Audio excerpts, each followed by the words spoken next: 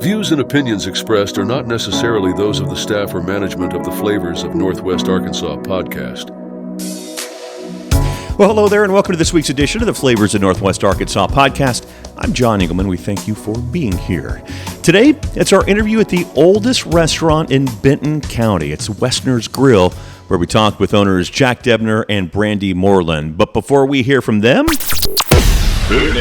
That's right. I'm going to start by putting out a call to you guys. The increasingly popular local burger competition put on by the Miracle League of Northwest Arkansas is quickly approaching. Here's the thing.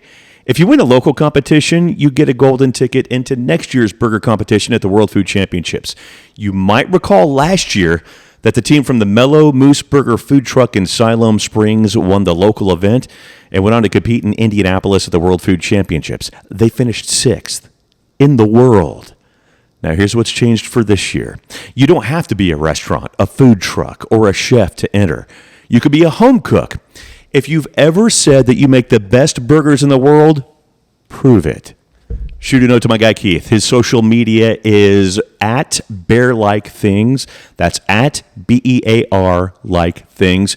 And if you're driving and you can't remember, just shoot me a note at Flavors of Northwest Arkansas on my socials, and I will connect you to him. The competition's happening in downtown Springdale. That's happening on September the 28th. And you can also win money, by the way. Winners of the Blind Judging and People's Choice Award will receive a cash prize, $500 for first place and $250 for the second place. Giddy up. Okay, on to local establishments, and there's one that opened today. UnDeuxTrois is a French-inspired cafe, which serves coffee, cafe fare, and also includes some bar items. It's also the very first one, as there are 5 more in development, but Rogers is the maiden voyage for them. It's the freestanding building across from the Ruth's Chris Steakhouse in Rogers. I got to go to the soft opening on Monday, where General Manager River Workman and Chief Operating Officer Michael Barros had been getting good feedback, and here's why. We worked with the team to really go through 2 weeks of training, which is quite an investment to make, but we want to make sure they thoroughly understand the importance of genuine service and high-quality food, and, of course, amazing beverages. This one opened over the weekend, too. The Flaming Grill Super Buffet opened in Rogers at 102 South 21st Street. They were packed at Monday at 2:30 in the afternoon. They have all-you-can-eat sushi, hibachi, various kinds of proteins and sides. From Friday dinner through Sunday, they'll also have freshly shucked oysters, crab legs, and mussels. The lunch price is $14.99. Dinner on Monday through Thursday is $18.99, and the Friday dinner through Sunday is $22.99. If you're going to go early. Speaking of busy, Great Harvest Bakery and Cafe opened last Friday in Bentonville. Of course, they make breads, muffins, tea cakes, sandwiches, salads, soups, and of course, coffee. Co-owner Tanya Kissinger talks about how they were received at their soft opening last week. And we had took some, we call them winning hearts, and so we had took some goodies and some sandwiches around to the local businesses, and then of course some family and friends had come out, but we had an amazing turnout. We just felt so blessed by the community and how well we've been welcomed and how excited everyone has been. And happy 9th anniversary to Buck's Emma Avenue Bar and Tap in downtown Springdale. They'll be celebrating Saturday starting at 2 p.m. And I'm told the grill will be coming out for this occasion. I expect burgers, hot dogs, and maybe something else.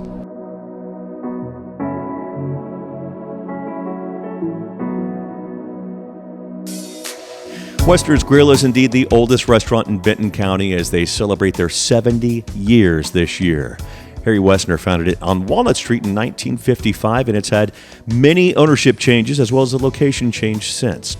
That said, it's always been in downtown Rogers and maintained its charm and strong reputation. We'll talk about its history and the history of its current location as well as the menu. Classic American diner food. And that's next right here on the Flavors of Northwest Arkansas.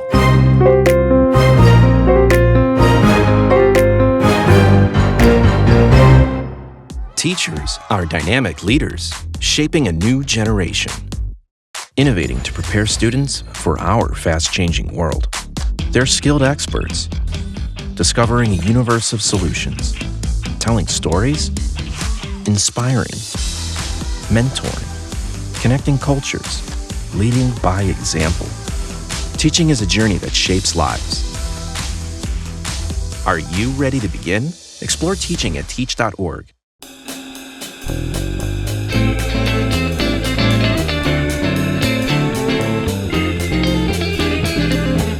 Welcome back. We are at Wesner's Grill in Rogers, and I'm with co-owners Jack, Brandy Moreland, Jack Debner. Guys, how are you?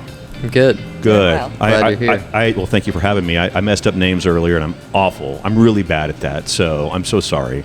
I wish I could say it was the first time it's happened with guests, but it's clearly not, so my apologies. Hey, guys, thank you for your time. I know you're busy. It's Friday. You just got through a busy day, so thanks for your time. Yeah. I hope you guys get to take the weekend off a little bit, maybe not. I see your head shaking no. I hate to see that. Well, as we talked as I talked leading up to this in the intro, 70 years of this place. 70 years. It is the oldest restaurant in Benton County. You guys fly that flag pretty well, from what I understand. We try. Yeah? We try. That's excellent. Absolutely, every day. So the original owner-operator was a guy named Harry Wesner. And Harry started in 1955, and it was at a different location. But he, as we were talking earlier, he was an entrepreneur. He had a lot of irons in the fire, if you will. Yeah, he had a hotel downtown. There was a shoe store as well. And Wesner's actually started as a restaurant called the Snack Shack. Okay, the Snack Shack. Yeah. But the Snack Shack, I guess it changed. It wasn't always the Snack Shack. Tell me about that process. So, from what I've heard from of course. customers... You were not alive in 1957. No, I was not. But apparently the Snack Shack got so busy that he needed to expand and open more of a restaurant, sit-down style place. Yeah. And that's how Wesner's was built. That's great. And that one was on Walnut, just kind of hop over? Yeah, it was on Walnut next to the old First National Bank. Okay. All right. And the actual building itself moved here. Well, the building didn't move here, but the operation moved here, you said 77? 77, yes. Okay. And at this building, this lot has a huge history. It started off as a wooden building, I believe, in 1910-ish. I think so. Yeah. I did a deep dive, and I saw that it started off as a Church of Christ in the mid-1910s, and then changed into the Arkansas State Poultry Hatchery in the 40s. Then the bricks were put in place. No longer a wood building, brick building. I guess that's kind of when brick became a thing. I don't know. I know I'm not a builder. I'm the wrong guy. So in the 50s, it became Strong's Venetian Blind Shop and Strong's Body Shop. Man, talk about diversifying. Mm-hmm. Venetian blinds and body shop for cars.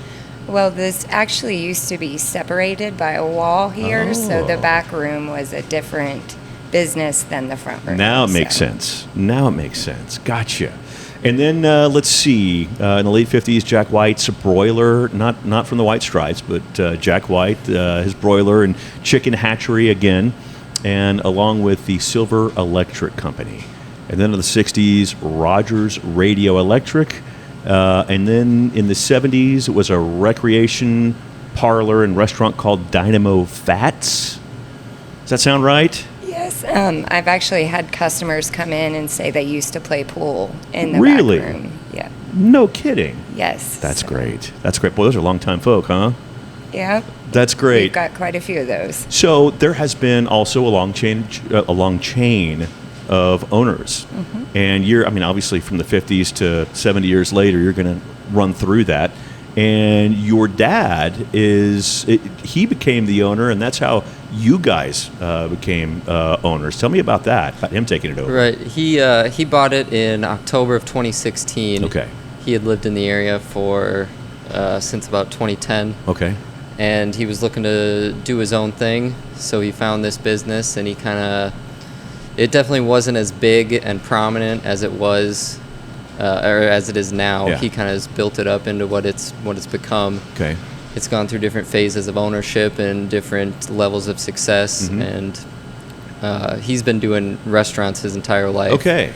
So it was a challenge he wanted to take on, and something that he's always been really good at. Yes, in maybe 2 to 3 owners ago, is that when the Coca-Cola theme started, from what I understand? I think something like that. Yeah, and it's stayed because, and the reason I bring this up, I had a coworker way back in the day who would go to like Coca-Cola, antique conventions. I mean, it's a big thing. It's a huge thing, and I don't, We have customers who bring in some of their old memorabilia that they want to donate or they don't have room for. They're just cleaning out their attics. So that's great. We add to the collection. About 60% of it is probably brought in from customers. Well, I did see the old Coke machine in the back over there as we were talking about the separate space, and I thought, I haven't seen one of those. Yeah, right there, too. How about they that? still work if you plug them in, too. Yeah. Oh, there's still bottles in there. Really? Yeah. I don't want to try those. How long have those been? No telling, right? No telling. So, have you guys always been in the restaurant trade? Brandy, I'll start with you. So, before I worked for Jeff Debner, Jack's dad, I actually worked at the Walmart corporate office doing pharmaceutical investigations as a data analyst. And then just decided I needed a change. Yeah. And so about 8 years ago, Jeff hired me on as a server and kind of mentored me to eventually one day take over. Yeah. And so Jack and I got the opportunity and we jumped on it. So Jack, what about you? Restaurants weren't always my trade. I went to school in Minnesota. Okay. I had a geography degree. I was making maps for a little while after college. And I worked at a restaurant in high school, and I worked at one in college also, or 2 of them in college. Okay. Because I always had, like, growing up with my dad, he's always put some of that knowledge into my head growing up. Okay. So I've cooked before and stuff like that, but it wasn't. This is definitely the biggest undertaking I've done so far. Sure. How was it from working in some and cooking in some growing up to now all of a sudden you're basically running it, both of you guys? Yeah, it's a big adjustment for sure. Yeah. Just worrying about just the grill. Now you're worrying about the grill, the kitchen, the servers, the plumbing, the electrical, everything. Right. So you kind of learn as you go, and you gotta be a plumber, be an electrician some days, and you're always on. Yep. Always on. Brandy? He's right. I mean, it's scheduling, it's watching hours, it's cutting payroll, it's anything and everywhere you can save a penny is what you're looking for. Yeah. Your price matching, your shopping, your we have 2 different suppliers that we use because one may be a couple cents cheaper on our gravy and the other one's cheaper on biscuits so it's just this constant. Got to try to keep a margin. Yeah. And just analyzing everything that goes into it. So now you are from Rogers. I was born and raised here, yes. Like not even a mile away? Not even a mile away, yeah. I lived right down the road is where I grew up. Okay. And my dad was in construction and had his own construction company, and this is where all the construction workers came for breakfast. And so he would take me along and sit me on a bar stool, and I'd spin around while he ate his breakfast. So what a great thing. That's awesome. Good memories. And speaking of memories, you guys have had some dignitaries come through here over the years. Tell me a little about that. Yeah, so I know Steve Womack used to come in here quite a bit. When Jeff owned it, Asa Hutchinson came in and ate. I think there's a picture somewhere of that. Yeah, my dad's got a picture with him somewhere. Nice. Of Very his cool. house. I'll have to ask him about that. But everybody knows Wesner's. I mean, everybody knows. I feel like on a campaign trail, this is a place you got to stop, right? Surprisingly, there are a lot of people that don't know we're here. How's that? We have no idea. It's like everywhere you go, everybody's like, oh, I've never heard of that. Where are you? Or I've heard of you, but I've never been there. Where are you located? So now, how would you guys describe this place to someone who's brand new to town? I always say it's like an old school diner. Yeah. I mean, they moved to this building in the 50s, or the 70s. Right. But I feel like it's got that 50s feel. It does. Kind of. It really does. Yeah. It's like that old school diner feel, is what I say. Yeah. Brandy, how about you? I say it's the classic greasy spoon. Nice. Perfect. That's great. So, keeping the name, talk about the responsibility you guys felt in coming in and keeping that name where it was. Working to the name and keeping the history going. So I can kind of attest to how well Jack's dad did. When I got hired, a busy day was, $700. When now we're doing, $2,000 a day. That's great. And his dad really did a good job building the business back up. And so when we took over, it was one of those why fix what's not broken. Right. So we just didn't make much changes. Right. We didn't need to. So Jack, how did he build it back up?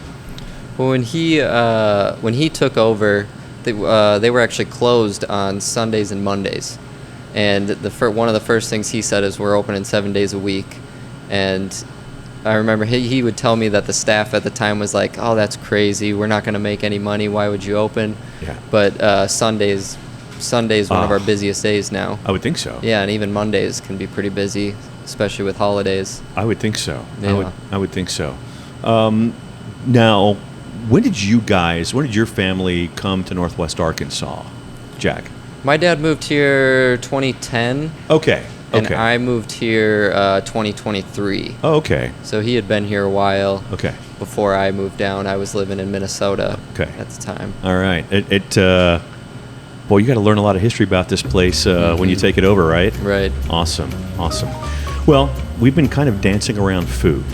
Are you guys ready to talk about food? Let's do it. Yeah. All right, we'll get in it. We got that, the Mike Engelman Home Pro Tip of the Week, and that's next right here on the Flavors of Northwest Arkansas. Let's go! Connect with us at Flavors of Northwest Arkansas on Facebook and Instagram, or by email at flavorsofnwa@gmail.com.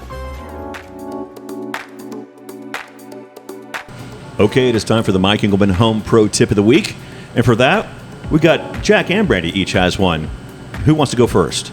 Jack will go first. Yeah, so if you're cooking bacon for breakfast or lunch or just to have, because bacon's great. Yeah.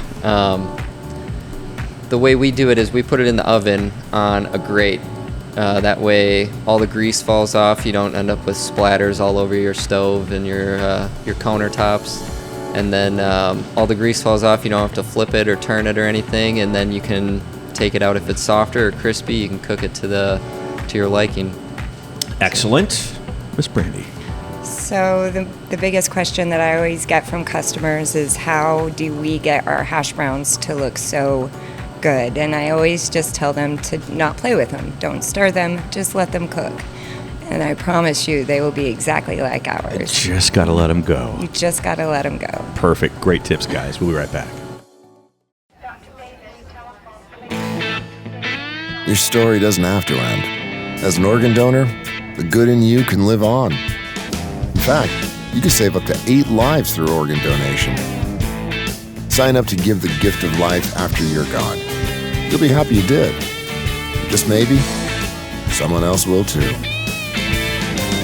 Sign up online today as an organ, eye, and tissue donor at organdonor.gov. It saves lives.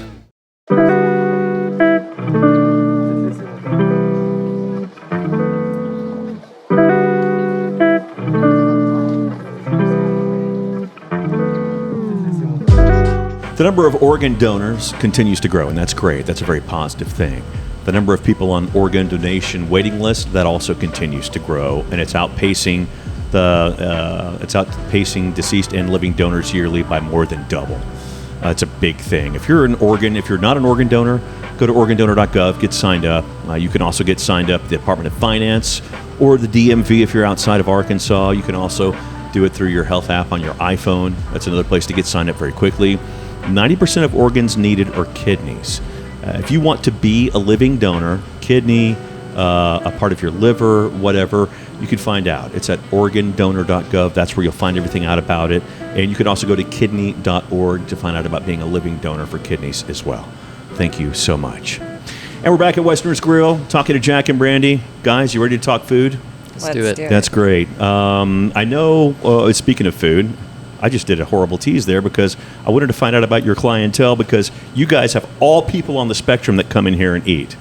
Absolutely. We've got people in construction sitting next to people that in a business suit. Yeah. Or little kids and sitting next to, their parents, and then the next table over is, an elderly couple that have been coming here since, we moved into this building or even before that. So there's something about food, especially like the food here, the level of comfort it gives you. It's total comfort food. It's the food you grew up on. At least I grew up on. I don't know about you guys, but for me it was. And that pulls in pulls in all kinds of folks. It really does. Speaking of which, breakfast. What is the most popular breakfast item? Well, we're home of the slop. That's our signature dish. Our most popular depends on the day. Some day it's bacon and 2 eggs. Some day it's sausage and 2 eggs. Okay. That's what I think. Okay. Well, you can't lay it on the slop. You got to tell everyone what that is. So the slop is it's like a double hash brown. It's a really big hash brown. Your choice of meat, bacon, ham, or sausage, or all three. Scrambled eggs. We scramble the meat into the eggs. Put that on top of the hash brown, then gravy on top of the eggs and meat, and then cheese on top of that. Holy cow. It's a big plate. I'd knock you out. Yeah. I'd be done for the day. I don't know about you guys. Too. Yeah, for sure. That's awesome. How does it feel to have egg prices come back down? Side question. It's fantastic. It feels great. We were one of the only businesses, I feel like, that didn't pass that cost along to the customer. So at one point, we were actually losing money on every egg we sold. Oh, no. But we were dedicated to keeping our prices low and consistent. That's great. We didn't want, people were upcharging 50 cents per egg. There were people who were just generally raising prices across the board, and we committed to not passing that on to the customers. I think it paid off. Absolutely paid off. Yeah, good for you guys. Corned beef hash. It was a staple growing up in my household. You don't see it at a lot of places. Tell me about having it here. Well, it's there's always those older guys who like to get their corned beef hash. Yeah, my dad was an addict. Yeah, that was his thing. Try to get it really nice and crispy. A lot of people will get the eggs on top of their corned beef hash. Yep. Let the yolks run into it. And personally, I haven't tried it yet. It just doesn't appeal to me. Doesn't quite, but you make tons of it every day, I'm sure. Yeah. Yeah. And surprisingly, people ask if it's canned or not. Yeah. And if it's not, then they don't want it. They want that old school Hormel brand. My dad loved it. Corned beef hash. Loved it. I mean, just anytime. He used to do this Sunday country breakfast, and it would take him about 4 hours to make. Wow. Because the smoke breaks, and you're watching football, and hey, Dad, it's 2:00 in the afternoon. Are we still gonna have breakfast? Anyway, but it always was the can. The can was always that smash it down. Oh yeah, that always included corned beef hash. Omelets are popular here. It's a big thing. Tell me a little bit about that. Is there a favorite? So there are a couple, I think, that are the most popular. There's we call it the Western. So it's ham, onion, bell pepper, and tomato. And then we also have an omelet called the usual omelet that has pretty much everything in it: bacon, ham, sausage, jalapenos, tomato, onion, and bell pepper. Holy cow. So yeah, it's a pretty big omelet. That's a heavy plate. Yes, it is. And then you add the hash browns or hash brown casserole, which is even better. Incredibly popular. And then a biscuit and gravy on top of that, and you've got a... Okay, you said hash brown casserole. Kind of a way into my heart there a little bit. Tell me about that.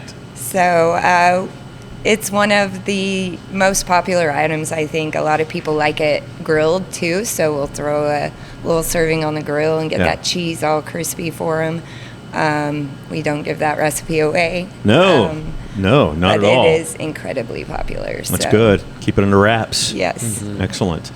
Okay, moving on to lunch, because also a very popular lunch place. I know burgers are a big thing here. Tell me about those. Yeah, we had a lot of burgers today, actually. It's kind of just a all-American, staple. Yeah. Oh, yeah. Every time, once in a while I'll make one, I'm like, man, those look really good. I kind of want one, Yeah. But we got all the fixins on them. Nice. Lettuce, tomato, pickle, onion, doubles, bacon burgers, chili cheeseburgers. And these are flat top burgers, right? Yep. Yeah, man. Yeah. Oh, yeah. We also Those are have really a brunch burger, so it's bacon, egg, and cheese on a burger. That one's knock really me out. popular. Yeah. Mushroom Swiss burgers are really popular. And Okay, then we also sure. have sandwiches. We have Monte Cristo, which is hard to find around here. Yeah, it is. So, and pretty popular. People love it. So. Oh, Monte Cristo, really? Yes. Yep. Little powdered sugar, some raspberry jam. Listen, that was my raspberry jam when I was a kid. I loved a good Monte Cristo. Oh, glad to know you guys have that. Yeah, absolutely. Chicken fried steak, probably pretty popular, I would assume. Yeah. Yeah. We run that as a breakfast special every weekend. Chicken fried steak, 2 eggs, and then hash browns or casserole and biscuit and gravy. Yum, yum. So when it gets cold outside, you guys do have an addition to the menu. Yeah. Or additions. Additions. We'll make some soups, stews. I do some goulash every now and then. Really? Yes. Tell me about it. So it's just kind of a throw in everything but the kitchen sink kind of dish. All right.